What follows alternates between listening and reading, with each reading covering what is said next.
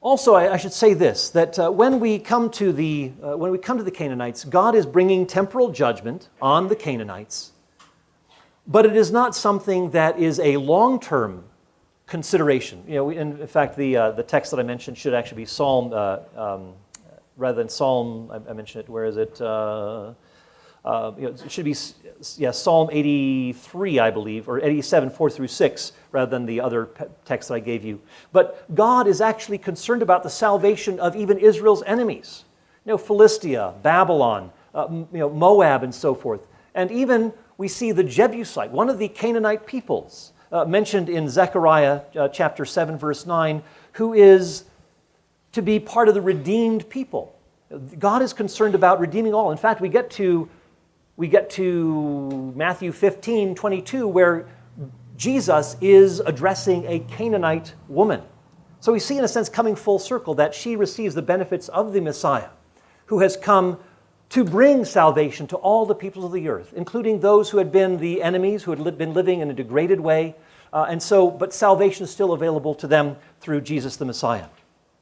Final point in the introduction, you think, man, this is just the introductory stuff. Yeah, I know, but I think this is important for us to lay the groundwork, and we'll have a porch time tonight too, and we can tackle more of this into the evening if possible. I guess Frank Turk's going to be speaking, but as much as we can do, and again, I'll be around on campus if you want to follow up on this with conversations. I'm happy to do that.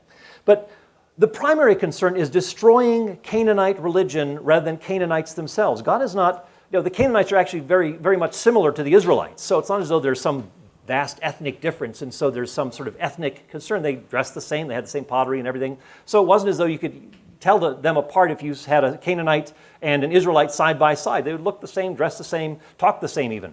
So this was what the concern was that the religion be destroyed. And this is mentioned in Deuteronomy chapter 7, where God says, wipe them out. Interesting. And then he says, don't make any treaties with them. Don't intermarry with them, because they're going to lead you into idolatry. Rather, destroy their idols, destroy their altars, their high places, and so forth. Why? Because God is more concerned about the corruption of the religion. I mean, if the gods are having incest and engaging in bestiality, the people themselves are going to do that sort of a thing. So God doesn't want to have any sort of influence in that way. So again, that's laying a bit of the groundwork here. Now let me address some of these texts, and I think I have till about 45. Oh, good. That's a relief. I thought I was having to finish up in 10 minutes. So good. All right. Well, let's move forward with unperturbed pace, deliberate speed, and majestic instancy. What about some of those warfare texts that we read about in the Old Testament? As I mentioned before, the phrase drive them out or dispossess them harks back to God's telling the patriarchs, Abraham, Isaac, and Jacob, that this land would be given to them. God had promised it to them. God told them that it would be theirs, but again, there had to be a waiting time for them to properly occupy it, waiting until the Canaanite peoples had become so fully morally depraved or degraded that then judgment was ready to fall, and the people could take the land. Now, some of you might find this next point perplexing and even troubling, but let me try to assuage your concerns. The language of utterly destroy, of leaving alive nothing that breathes, was a common feature in ancient Near Eastern war texts, and people understood that when you said that, you did not mean you destroyed every last person. It does not mean that you left alive no one that breathed. In fact, you could eke out a victory. You could have a narrow victory, and we see this documented in ancient Near Eastern war texts. You barely beat them. And then you go on to say, we left alive nothing that breathed. No one survived. There were no more. We turned them to ash. Well, you just read the history, you read what actually happened. These people that had been left, turned to ash, all of a sudden are there, fighting battles just shortly thereafter. So what's going on here? Well, we see this in ancient Near Eastern war texts, and we also see it in the scriptures themselves. Now, don't let this trouble you.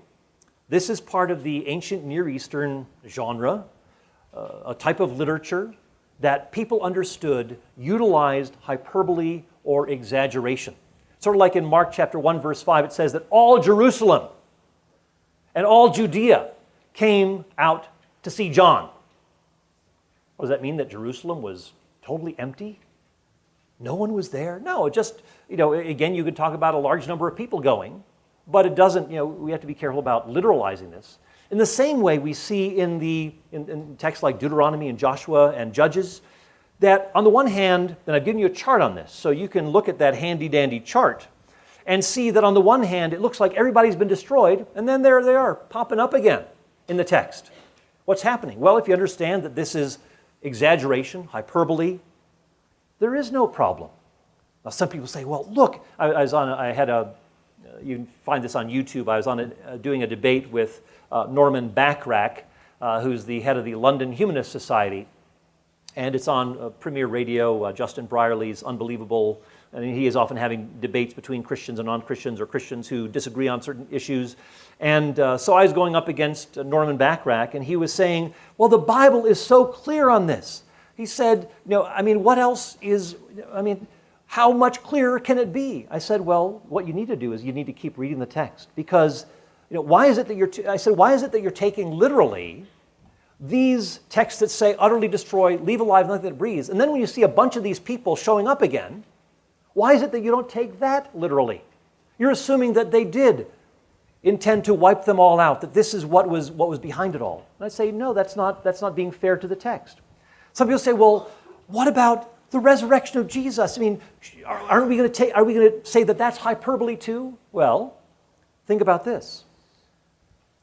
All the texts that we have indicate that Jesus rose bodily from the dead. We don't have any indication that Jesus rose from the dead, but his body rotted in the tomb. Not at all. Nothing like that. The consistent witness is that Jesus' body came out of the grave. But when you read these texts of utterly destroy, you have very nearby indications that those people are still there. Those Canaanites are still around. In fact, read not only in Joshua, where it says in chapter 23, God says, it says that the land had rest earlier on, and then it says, God tells Joshua, there's a lot more work to do. There are lots more Canaanites around. There are lots, what happened? I thought that the land had rest from war, that basically Joshua had done all that Moses commanded and so forth. Well, what were all these people doing there? And then you keep reading in Judges, which is the next text in the biblical canon, and what do you see? You see over and over again, the Israelites could not drive them out. They could not drive them out. They could not drive them out. And they're there to this day. Well, what's happening here? Well, if you understand this ancient Near Eastern hyperbole or exaggeration, you understand very clearly that you can't take both literally without contradiction. And so you need to recognize that there are people who survive.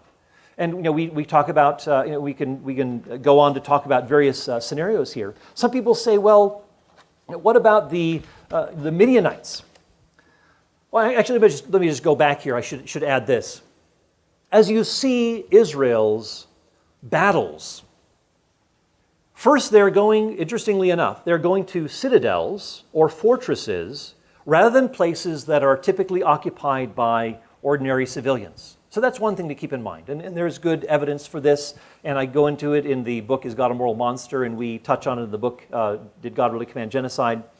But again, these were places where you had small kind of fortresses that were they were the first line of defense against the people living in the hill country if they were being attacked.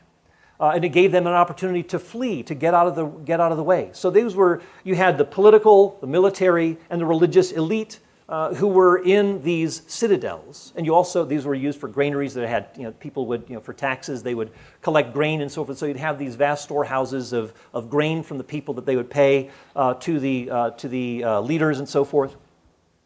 And you might have a tavern keeper like Rahab who is there. But generally speaking, it was not, these cities were not inhabited by civilians, but more the leaders and the military in these locales.